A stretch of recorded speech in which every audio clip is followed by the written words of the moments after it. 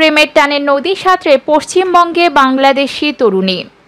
প্রেম কখনো কিভাবে কার জীবনে আসবে তা বলা মুশকিল। পছন্দের মানুষটির সঙ্গে জীবন কাটানোর স্বপ্ন দেখেন সবাই, আর সেই স্বপ্নের প্রথম ধাপ হলো প্রেম। এরপর বিয়ের মাধ্যমে প্রেম পরিণতি পায়, আর সেই প্রেমের টানেই 1 ঘন্টা নদী সাঁতরে পশ্চিমবঙ্গে আসে এক বাংলাদেশি তরুণী।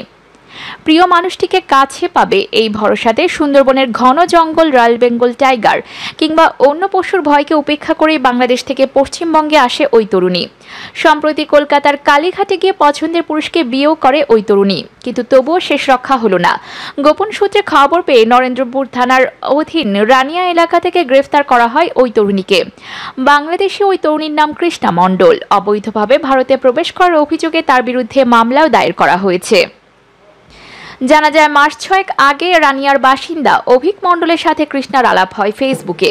সেই আলাপ পরিণত হয় প্রেমে। নিজেদের ভালোবাসাকে পূর্ণতার রূপ দিতে বাঘের ভয়কে উপেক্ষা করে ঘন জঙ্গল পেরিয়ে নদী সাঁতরে এপারে আসে কৃষ্ণা। মঙ্গলবার বারুইপুর মহকুমা আদালতে তোলা হয় কৃষ্ণা মণ্ডলকে। এর আগে এদিন সকালে সোনারপুর ব্লক গ্রামীণ হাসপাতালে তার মেডিকেল চেক আপ করা হয়। তবে হাসপাতালে নিয়ে যাওয়ার পথে সাংবাদিকদের কোনো প্রশ্নের উত্তরই দেননি ওই তরুণী। উল্টো কাপড় দিয়ে মুখ ঢেকে সাংবাদিকদের এড়িয়ে যান তিনি।